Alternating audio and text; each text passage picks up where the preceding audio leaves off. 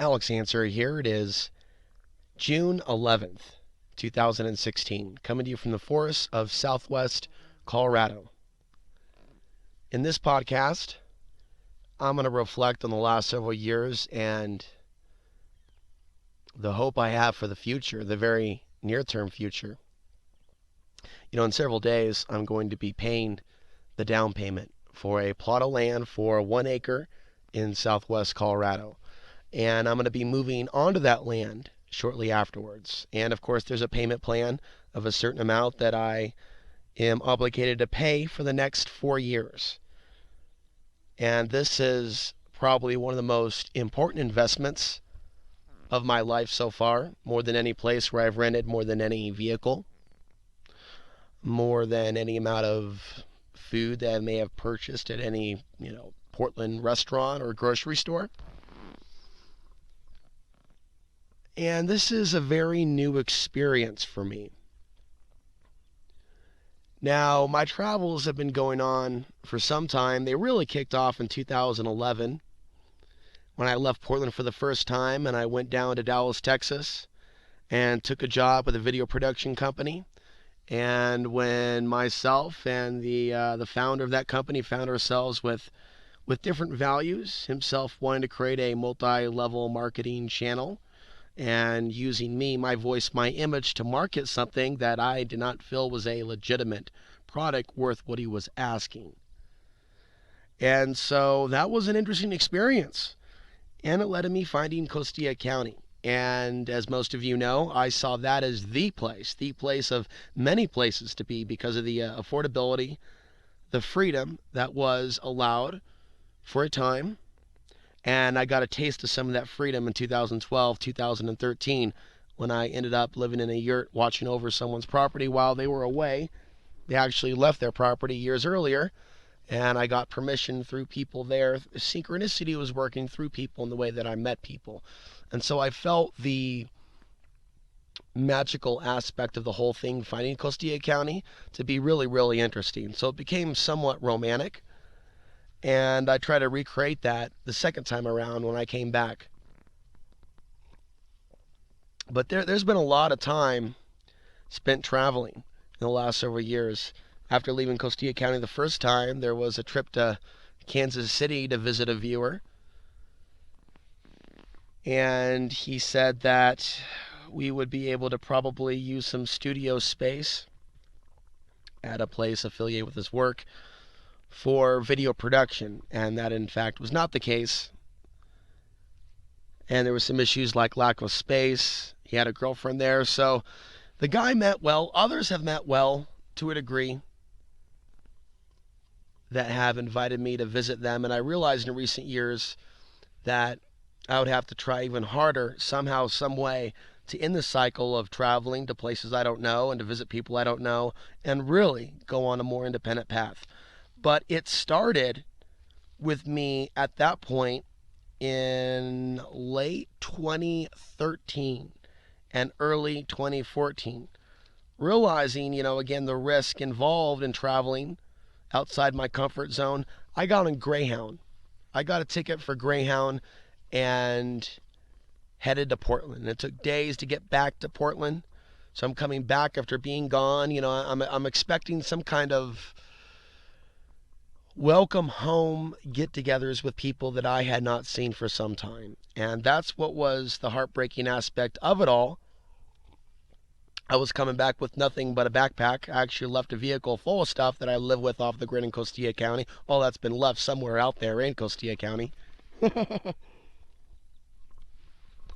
There is something spiritual about just leaving some things behind that are a weight and just moving forward with a backpack. So I have done that multiple times in this adventure before the RV.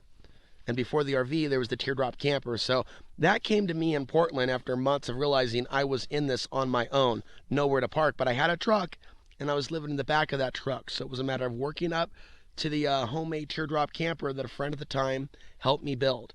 And that was stressful enough because it wasn't big enough. It wasn't something you could really live in, but it was a box.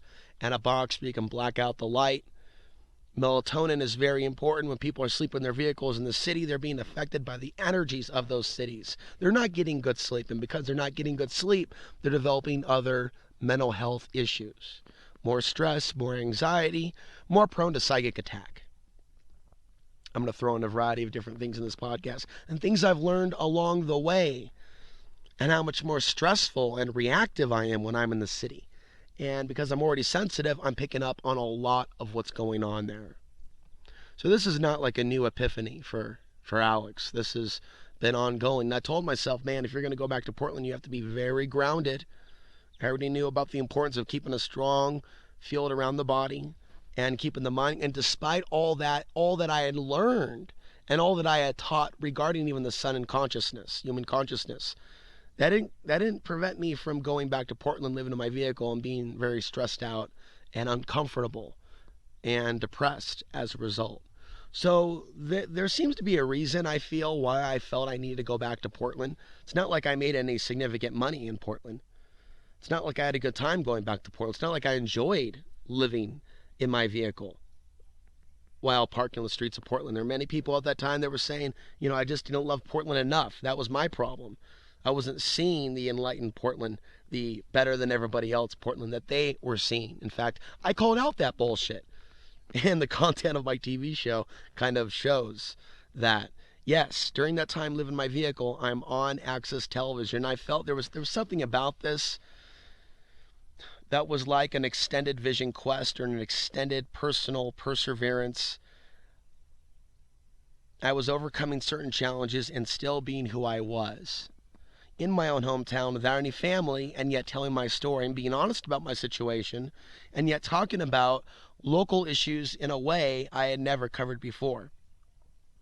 And it alienated me even more than before. It was a little too much in their face, my Real Portlandia episode. So I feel like some of my commentary regarding the Real Portland maybe, possibly, played a role in the continuous alienation. And then again, in some cases, maybe not. Just the fact that I was coming back with nothing, to a city where there was already a lot of homeless, I think create a certain amount of apprehension on the part of certain people. Whereas the situation may have been very different before, say 2007 and 2008, but now we're turning to a Portland with an oversaturation of the haves moving there, the people with the money to turn Portland into number one in rent rate increase, and also number one in drugs and other things. And so it was in Portland that I felt the universe intervening in my life in a big time. Like someone screaming out for help from the universe or God to get clean off drugs and alcohol. There I was in 2014, not on any harmful illegal substances, but feeling enslaved to the city. And there's that song, You Belong to the City, that was featured in Miami Vice. It's a song from the 80s, and it's a song that I like. I like the sound of it. I like the lyrics. I like the meaning of it and the idea of escaping the city, because I identify with what that song means and feeling like, that I was enslaved to Portland and being in Portland for so long and trying to get out of Portland for so long. So there's a reason why I came back. I came back to really close. It was a sense of closure. A sense of closure with even people that I was really a admirer of. I could think of someone that was a friend of the family that taught me some basic boxing self-defense techniques, for example, when I was young. And I could see how we drifted apart. But, after living in Costilla County and feeling that sense of isolation, I wanted to go back one last time. One more time. Back in Portland. One more time, but it wasn't like any other time before. It was a time where, no longer were bars at all interesting to me, or strip clubs, or the same old, same old. It was like I'm in my vehicle and I'm observing the city that I was born in from a whole different perspective. At the same time, maintaining my YouTube channel and discussing with you then what was going on with me, documenting with my little flip cam, as I am now, the very thoughts that were purging through my mind. And it made some people angry that I was calling out the goddess worship. It made some people angry that I was calling out this idea of the fake progressive Portland. It made some people angry, that I was talking about the real challenges that the homeless were facing and that you're not just dealing with a whole group of mentally ill people, you're dealing with human beings.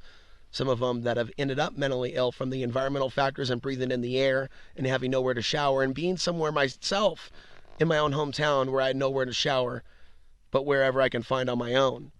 It really opened up my eyes, and I did shower at a recreation center of sorts called the Friendly House during the last year that I was in Portland. And it wasn't very much a friendly house at all, but it was a place called that had been a community center in Northwest Portland. And they did have showers, and they did have a gym, a weight room, of which I used both.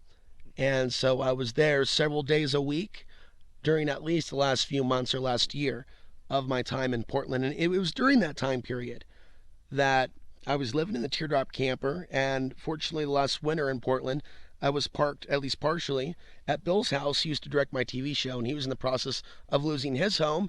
And I also came across the revelation of all the people to let me park my teardrop camper and my truck by someone's house so I can just stop moving, just for a while, just for a while. It was at Bill's. It was someone actually losing their own home, not someone with a home. And so, yeah, whatever this whole rat race has done to people, what it's done to their psychology, with the energies in Portland, including cell phone towers and other unnatural technology, smart meters in particular, increased geoengineering. I was seeing the effects of these things on people's emotions. And I saw Portland as a microcosm for the larger world. The things I am describing in Portland, of course, do apply to other places in some way, shape, or form. But I was able to see it more up close and personal. In Portland, a city that I knew very well. So it was easier for me to see where it was and where it's gone, for example. Whereas other people that maybe moved to Portland and weren't familiar with how things were before, they had nothing to compare it to. All they know is, hey, at least it's not LA. At least it's not California. So in that time period, a certain amount of synchronicities occurred. Not only a donation coming in that led to me getting the RV, but a part-time job, that I still have, running someone's website. That came in months before leaving Portland. And I made the decision to leave kind of randomly, and this is before I got the RV. I was planning to leave with my little Toyota and to drive the teardrop camper out of Portland and towards the direction of Costilla County. What happened was, and thank God I got insurance the week before, in that period there was a brief time that I skated by. So it was raining, the oil was slick, the road was slick, and I hit the brakes and it didn't stop. The teardrop camper, the weight of it pushed the truck forward, and I lightly rear-ended someone, causing bumper damage. And like in other cases, my vehicle was more damaged than hers. So I was freaking out. Here's my home, at least the vehicle pulling my home, all fucked up and smashed up on the side of the road. I had to beg someone to pull me off the road so I didn't have to pay hundreds of dollars to get a tow truck there. And the mechanics at the place on MOK near PCM that witnessed it reluctantly did so, and I appreciate their help. They're also quick to get away from me. Here's another person that's hitting the skids, who obviously is going through some shit. Let's get away from him. We've done him a favor. Goodbye. Like they did it with a sense of a reluctant coldness. But I can feel angels working through people that help me in certain situations like that, where it's sudden and I need the help from someone right there and then. In that case, to literally pull the vehicle out of a moving street because the cops are getting mad and threatening to call the tow company, and I'll be charged. And he's asking me, how much money do you have? And the guy was even laughing. But my dreams of getting out of Portland, Escape from Portland, the movie that was never made but probably should, that was something that only accelerated after that. I ended up giving away the teardrop camper and the truck, and I just gave it to a guy. There wasn't even a proper signing over of the title. I just gave it to him. And yeah, and it was through a homeless couple that were And the reason I gave it to this woman's mother, homeless mother, is because this is one of the few females to even ask me how I'm doing in Portland. And there was anything ever going on between us. She happens to be lesbian, and I happen to be a straight male. And the fact that she is a lesbian, some people have an attitude towards straight men. There are also certain lesbians that have been educating themselves for years about a lot of things, and they're more on the path of truth than this stage managed gender war and you know us versus you. And there's some people that are like that, and she wasn't. She always saw the good in me, and she's always been kind of there. I don't want to say like a big sister, but kind of like someone that moved into Portland from Arizona, was an outsider, who so basically was one of the few decent, friendly outsiders that was a friend to me while I was in Portland, who had me watch her home and her cats for a few days while she was gone. And that was really a favor to me, along with the money that she paid me to watch her home. But it's about the trust. And to know that I came back to a city where there were Portlanders that didn't even trust me to park at their home or to use their home for mailing, that hurt. And to see the stranger move into Portland and find me online and befriend me. And even though I didn't get the job, I did apply for work at the co-op that she was working at. I also applied at Salty's and IHOP on 102nd. Never was called back for any of those. So, that's also why during my time in Portland, I didn't work tirelessly to enter the job market.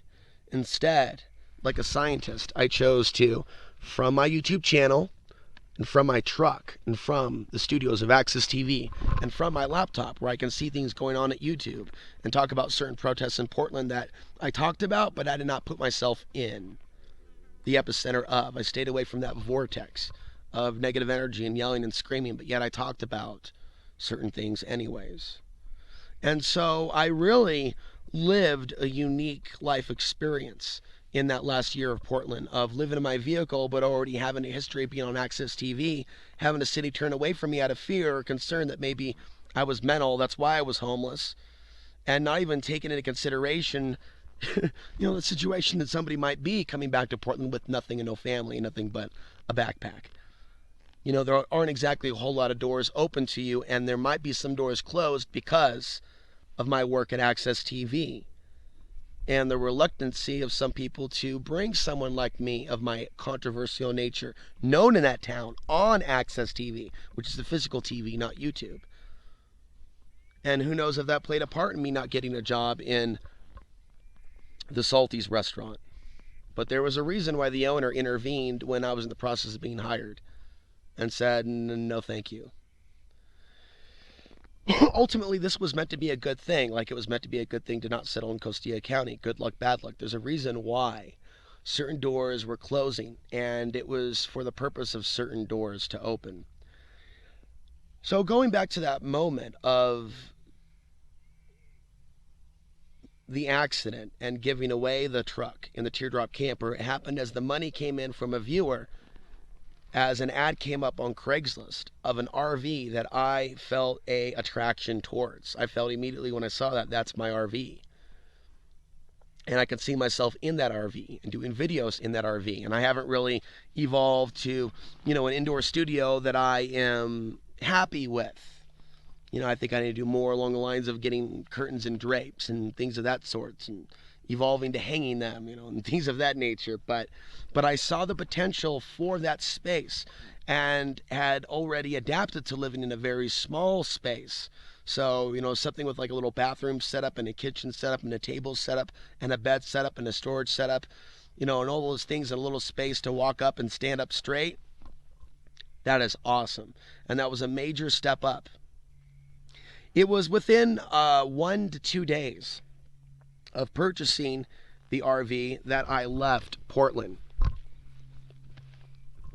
It was very, very quick, and it was all very, very fast in how it all took place. And everything happens for a reason. I didn't get my Oregon ID before I left.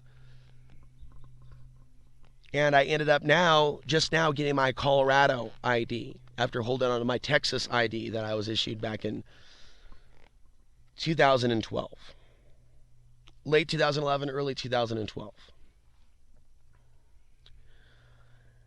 And I drove my RV to a viewer's house and visited his family and his off-grid setup with a beautiful garden with access to water that comes down the drain where the farmers share the water. So he was in a really beautiful part of Idaho. It reminded me of a mix of the climate of the best of Oregon and Colorado as I described it then. And I remember we did some boating, rather. I remember like, okay, is this how you row? Working on my row technique as I sat in the boat or on the lake. And made my way through Utah and back to Colorado, and bringing us to where we are now. A lot of you know the in-betweens because it's already there on YouTube. This is just a reflection. I'm sitting in gratitude, thinking of this last year. This last year has been marked by a whole lot of travel since getting out of Portland. It wasn't like coming back to Costilla County and settling on land and setting up the internet and just staying. There was something that spurred me, first of all, to keep moving in April of 2015 when I first came back to Costilla County. And my friend from Kansas City had land just outside of San Luis, so he said, you can stay on this land, and I stayed on it for maybe a half hour. And I was like, you know what, there's something that doesn't feel right about this. It feels really out in the open. It's a very different type of vibe than what I felt back at the yurt. I don't feel the same security. It feels like way too open. And it was an area where there was hardly anybody else out there.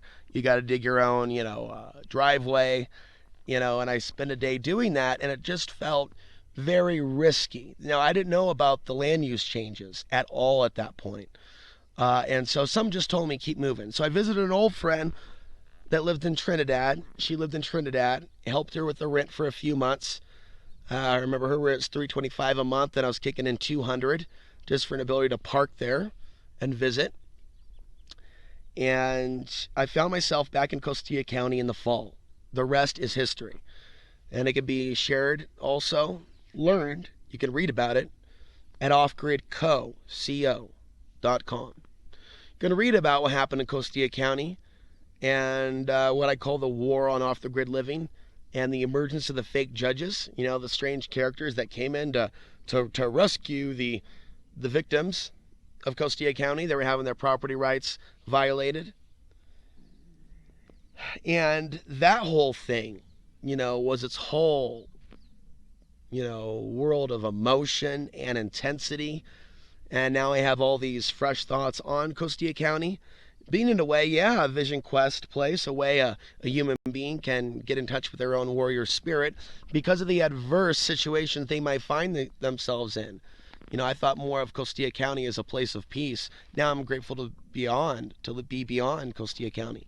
To be doing this podcast from the forests of Southwest Colorado, somewhere out there. These anonymous places where I'm now visiting, as opposed to before, letting you know exactly where I was, up to date, and encouraging people to come out and live off the grid for years, plural, years. And realizing the value of this content to viewers, even if they're not interested in moving out here, which is actually not the best advice. And certainly not the best advice for anyone to be moving out to Costilla County, but to see the value in off-the-grid living and the value in connecting with nature and all the rest. So I feel the last few years of my life have really been marked by travel, really since 2011. And there's been many chapters of this. And Costilla County was one chapter. The travel to Costilla County and in between Portland and there was its own chapter, and driving around Colorado different times in the last few years, spending hundreds in gas, just, seeing Salida, seeing Montrose, seeing Grand Junction, seeing Nederland, seeing Boulder, feeling Denver, oh boy, and the Springs, and being in Simla, Colorado. That's actually where I first landed, and visiting some viewers, a couple there. That was September 2012. So I've seen my fair share of this large state of Colorado in the last few years, given me, more insight on the demographics and what feels right and what feels definitely overpopulated.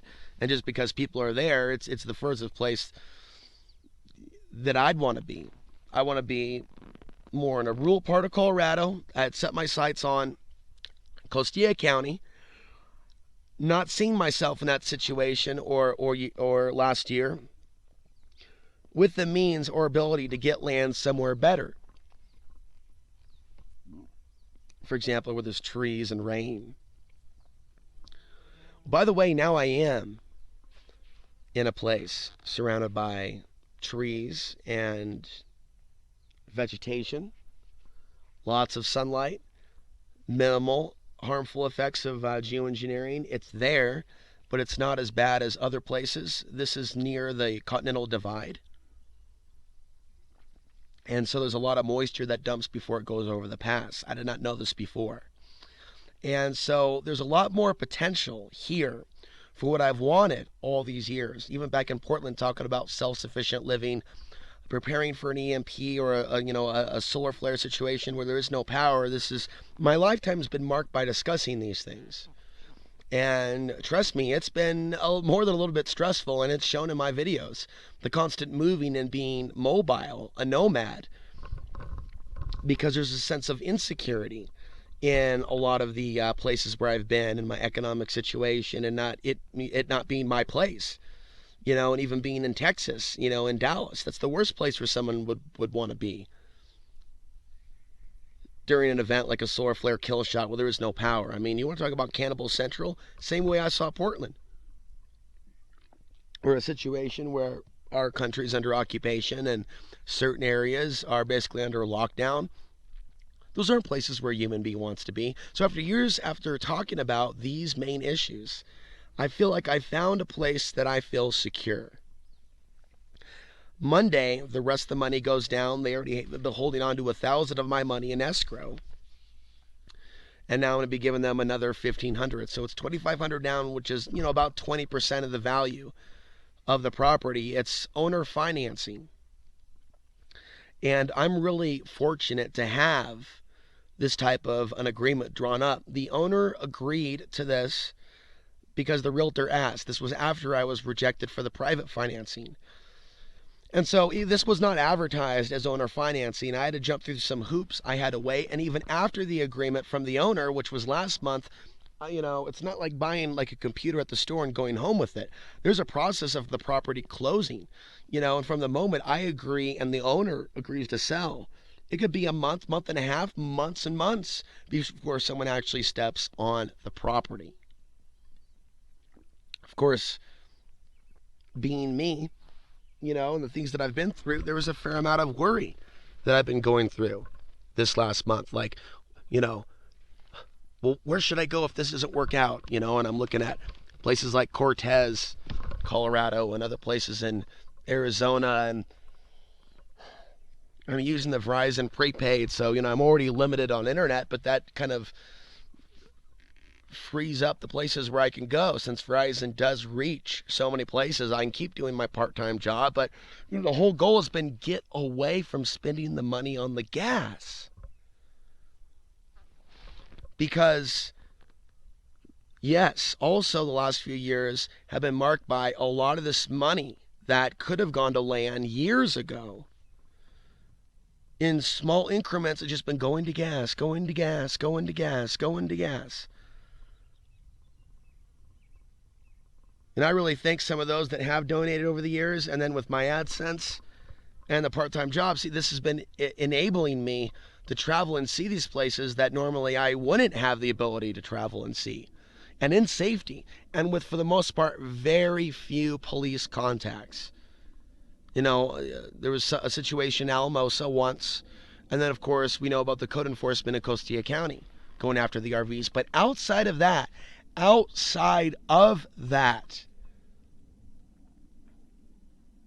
I've traveled with absolute safety.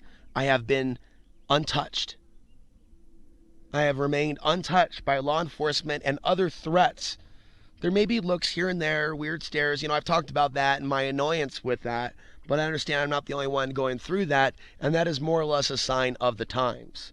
People that stare in public, people that don't like outsiders, because this particular period that I'm traveling does happen to coincide with the period in which other people without homes are traveling or living in their vehicles. And it's starting to increase. And I got out of Portland during a good time. And when I went back to Portland and I was living in my vehicle, it was a better time to live in my vehicle and be in Portland than, say, right now. Right now would be a less desirable time to be in Portland living in a vehicle, because there's more people than ever. I mean, there's headlines, RVs, living in neighborhoods in Portland. It's not a good place to be down and out. It creates even more an adverse situation. Like my friend, he asked me, why did you go back to Portland? And it's not really easy to just explain, like, well, there was obviously something left for me there. But it can be said that various forces of good came at the same moment to get me out of Portland. Increased views on my AdSense, the part-time job came into my life, and then someone donated basically the fiat means for me to get the RV. And what was it that brought in that viewer to begin with around that time period? Shortly before she made the donation, just to go over what I was covering at the time. The sickness of our society, the charge for a cuddle. And that period where I megaphoned the cuddle house. And to some people, I may have appeared to be a crazy man, megaphoning the idea of selling your cuddles for money. But to me, it meant something. There were certain words that I shared in the streets of Portland at 9th and Burnside that day where I felt awoke the heavens. I felt that something was watching and listening. When I talked about speaking for all those men that have killed themselves because of the women that left them because they had nothing, and feeling that with all my heart and raging against this machine, if you will, that has penetrated relationships. And a lot of people also reference 1984, but the thing that they forget about 1984 is that the state infected human relationships and separated men versus women in many, many ways. For those that have seen the movie and read the book, it was criminalized for those people to be together. And they were taken in, they were interrogated, not because of their activism per se, because of their love for each other. This is something that people forget in today's day and age, and they cite 1984 and they focus mostly on surveillance and Big Brother. Not so much at the real divide, not necessarily of family or just a family, but of the union, the love between man and woman. And by the way, living in Portland that last year, I was really seeing the effects of this social engineering, of this 1984 reality, where many people appear to be more like pod people, android humans, new humans, the new generation of socially engineered humans that are programmed to be in their non-sexual state of consciousness and to be confused as to what they are. And as we know, there's a lot of confusion going on right now as to what people are, and a lot of that's being pushed. And I'm still grateful every day that I'm not in Portland, seeing what it's morphed into. And so the spiritual experience of being rescued from Portland, it is still an experience that I don't forget. It's an experience that keeps on giving as long as I'm aware of what's continuing in Portland. And there's mainstream unrest now about the price of rent and the way that Portland's changed. And so some of the things that I was talking about that were like taboo a few years ago are things that other people are saying now. Not all in the same breath. And still they're not making a connection between the old Shanghai days, the past, and current human abuse issues. But, maybe at some point more people will be able to connect the dots that are currently living in Portland between current human suffering on an extreme level, in sense of slavery and helplessness, and the past, and the energetic links between the past, present, and the future. On that note, I've been mystified and intrigued by the Hopi, also known as the Anasazi, as the Navajo called them. However, I'm told that the Hopi don't appreciate being called the Anasazi. An area, I don't know how long this has been off, but I'm going to continue speaking.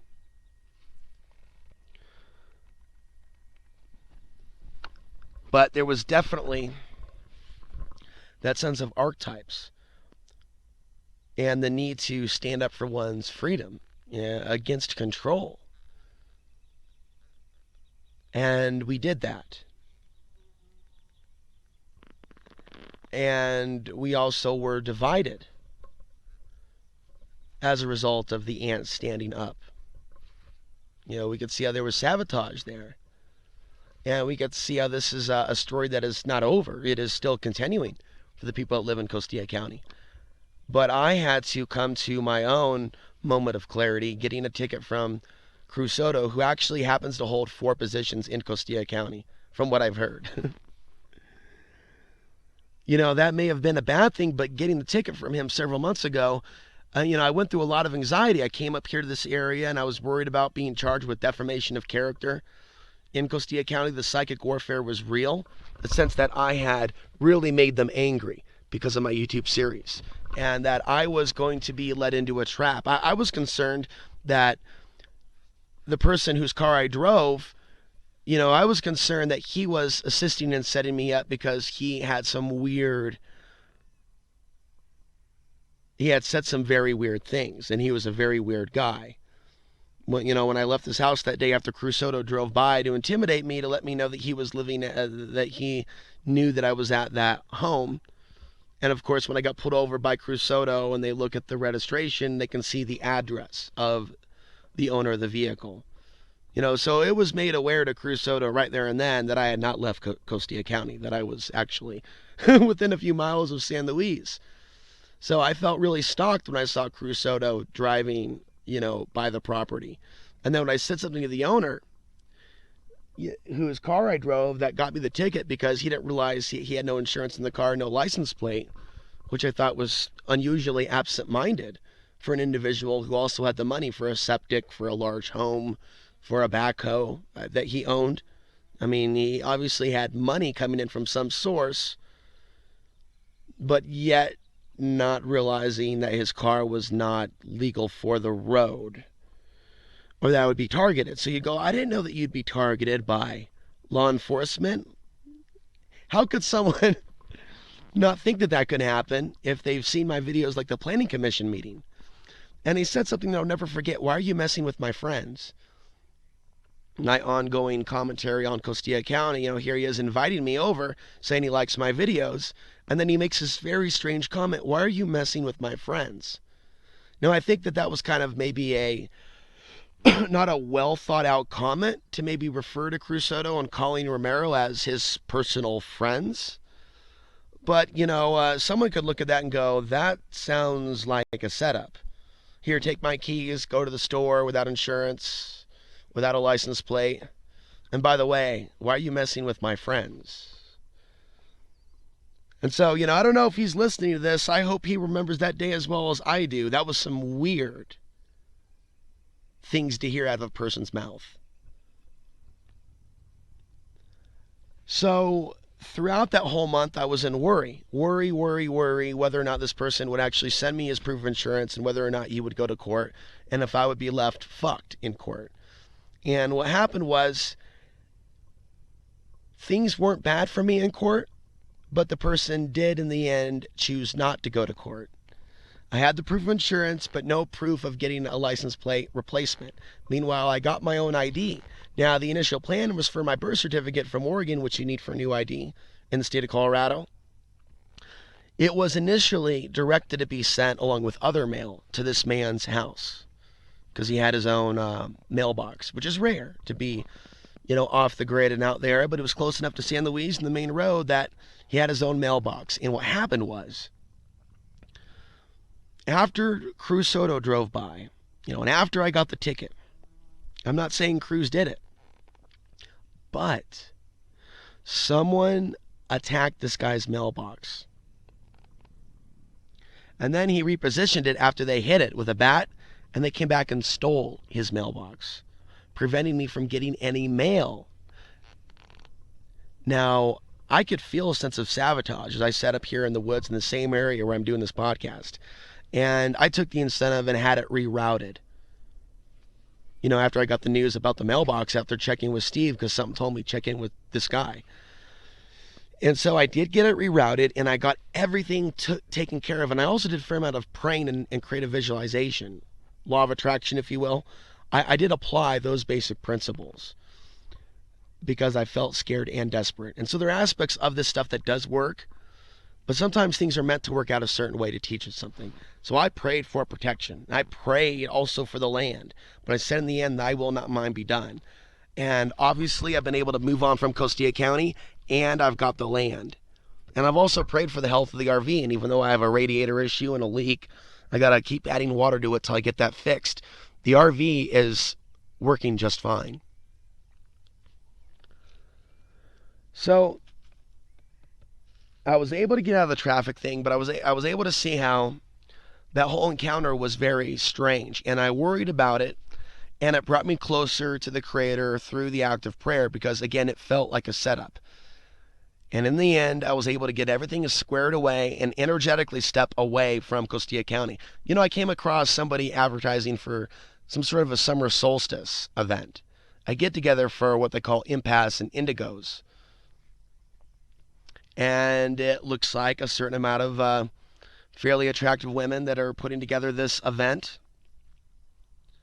And I'm not going to go. My time in Costilla County is behind me. But I wish everyone well that is arriving in Costilla County, especially those that want to put out a positive vibe and put out their own contribution to help Costilla County's energy evolve into the future. I wish those ladies well. I wish those ladies luck. But to me, it felt very divine to be able to cut those cords with Costilla County. Just to tell the story quickly and then move on. The judge, her name is Kim Woods, and there's someone that want to talk about his problems with the judge and personal issues, personal information about the judge regarding her relationships and conflict of interest. Now, when I came before the judge said to me, well, Mr. Ansary, because of some things that you put out on YouTube, I may pass this on to another judge. Meaning I would have to come back to Costilla County. Meaning my energy would still be connected to Costilla County. Meaning I would continue to worry. Meaning I would have to spend hundreds of dollars to leave Costilla County, come back up here, and go back again. I mean, that's expensive to drive 3 hours round trip. And that's what it is from here. Okay. I apologized, and I followed my intuition because I was concerned, obviously, for a reason. I was kept up late at night, I would say through certain psychic attacks to where it was obvious that my fears are being exposed and something was draining me as I was sleeping. But there was a part of my intuition there that certain videos did kind of harm me in a little bit or could have created a more problematic situation. So before court, I followed my intuition and I deleted some of the more sensitive videos.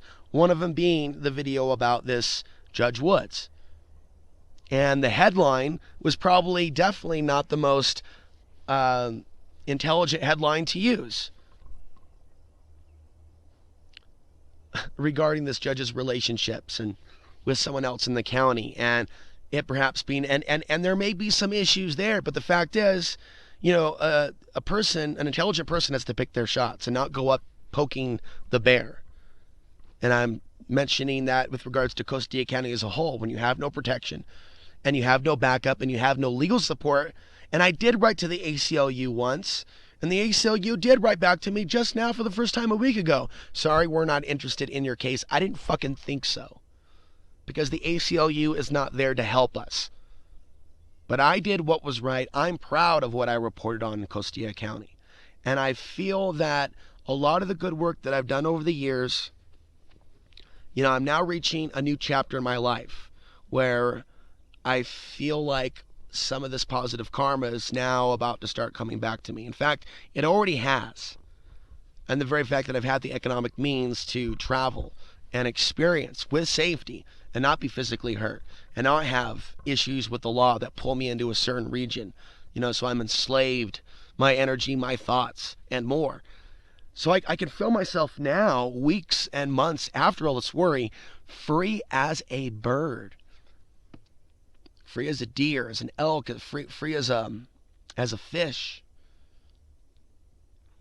I definitely felt like a fish out of water when I'm in the city. And when I go into the urban area and get food from the market, I see that same attitude from society here in this area in the market, and I have to accept, that's how a lot of these supermarkets are. I'll do a separate podcast on just supermarket psychology.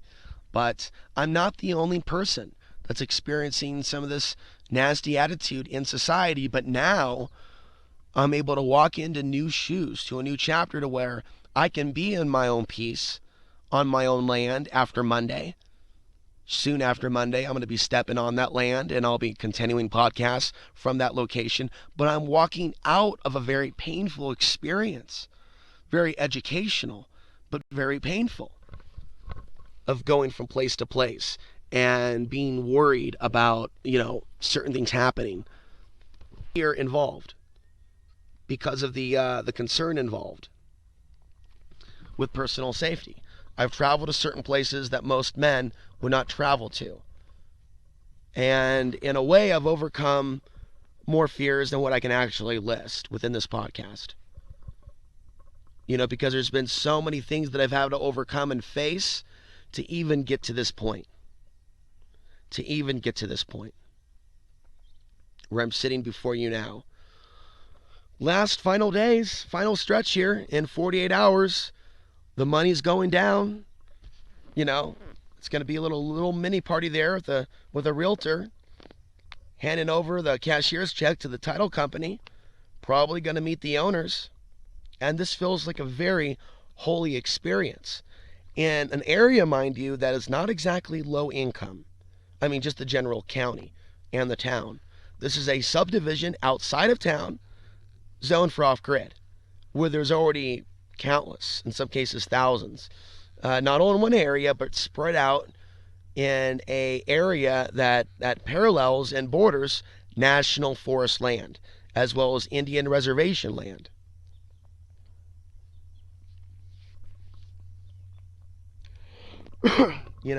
I thought about my ancestor in the 10th century in Afghanistan, the Sufi, who spoke out against the Islamic rule during his particular day and age, and he lived off the grid for his own safety. I feel his spirit alongside me.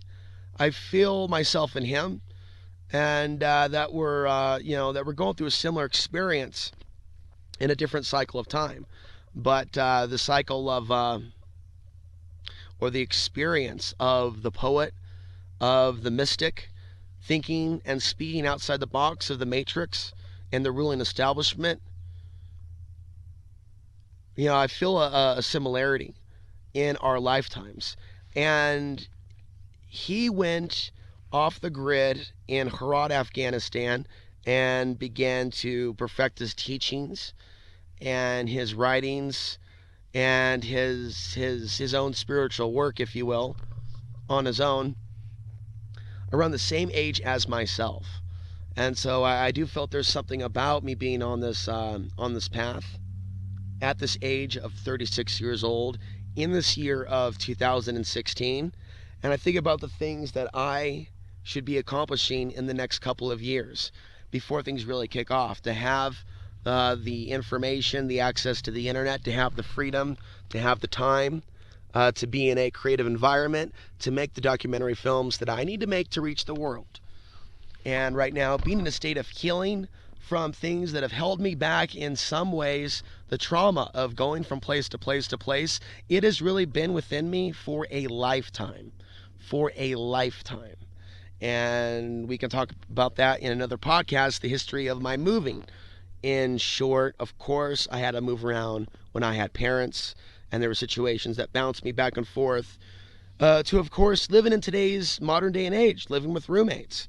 And then, of course, I talked about that period of recovery.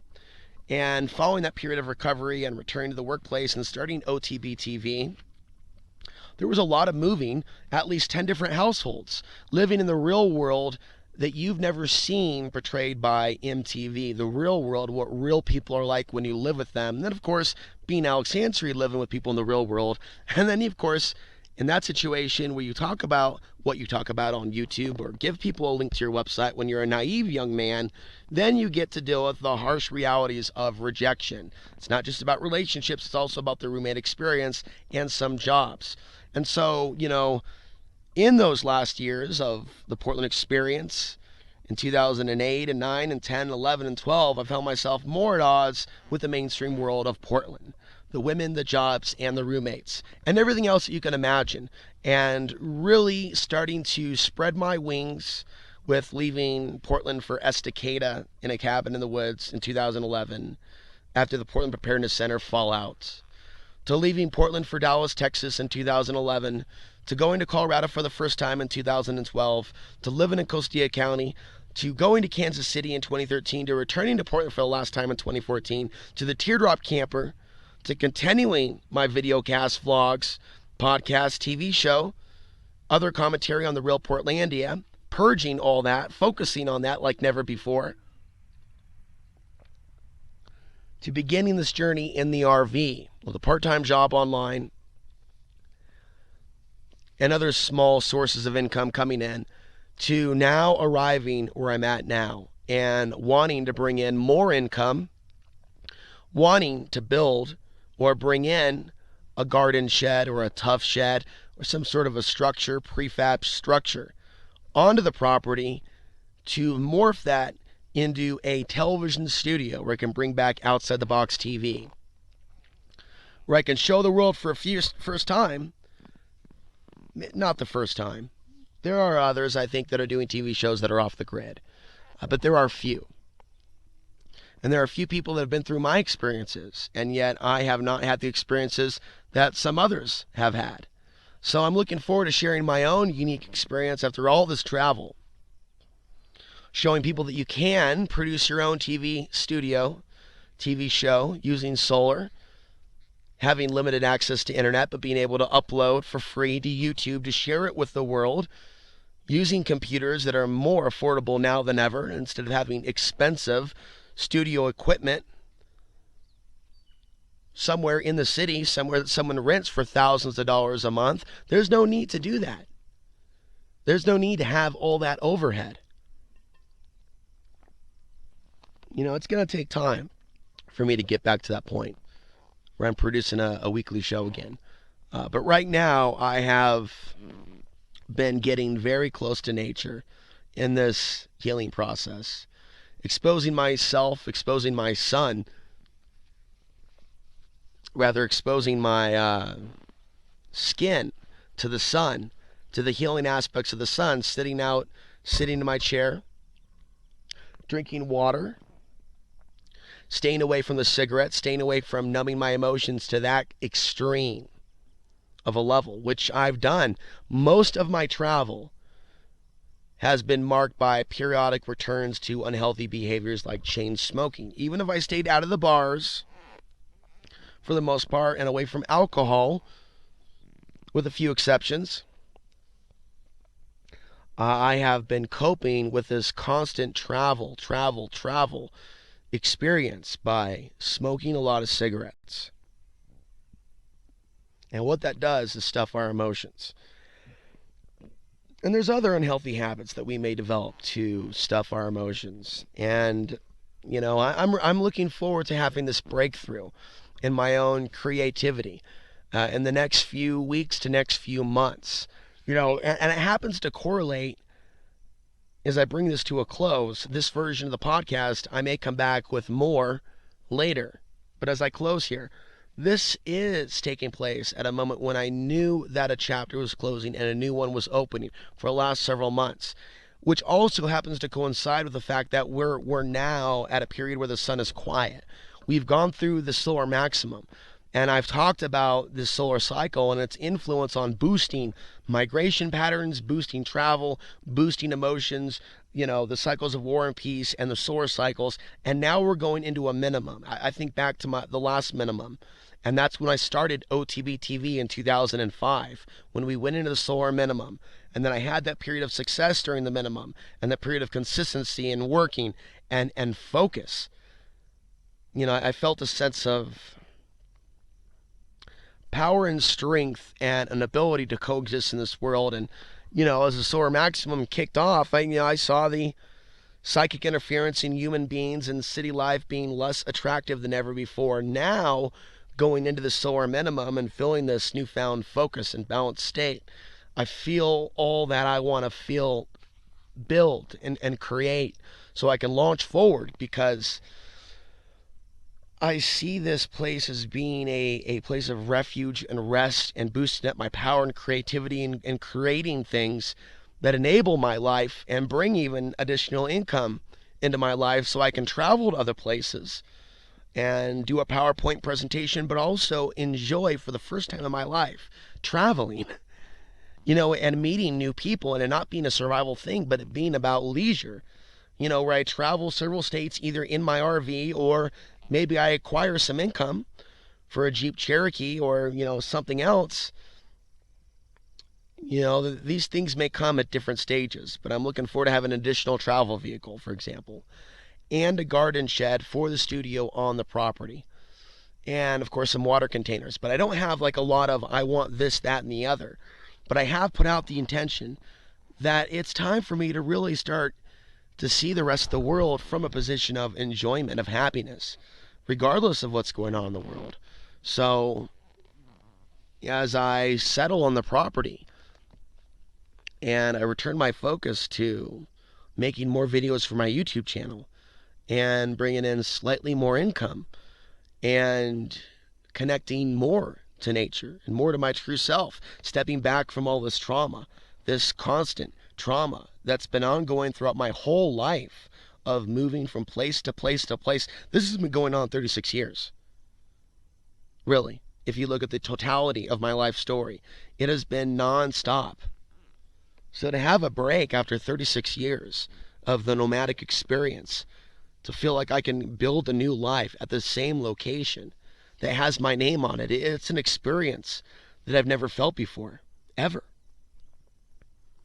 And so with this comes newfound thoughts, as I feel like I can ground into this earth and this part of the country to make peace with this part of the country, regardless of what people are like at the market. I mean, man, you go to any city market, Kroger or Walmart, you're going to deal with some of the same stuff anywhere, regardless of how beautiful it is outside their backdrop. So coexisting within a society and then living just outside of it is a new thing for me. And it's a really healthy balance. Maybe at some point I may develop some associations within the town. I may promote some businesses online on social media, but all in good time. All in good time. There's going to be a fair amount of a honeymoon, because to me this is like a marriage. This is like a relationship. Relationship with one's land, with one's property, where the property taxes are very affordable. Compared to the rent that people pay every month for something that they'll never own. I don't have any problem with the idea of paying property taxes when it's less than the average monthly rent of someone in the city. I'm going to actually take a breather and come back with more later on. It is now probably 10 or 11 o'clock on June 11th, 2016.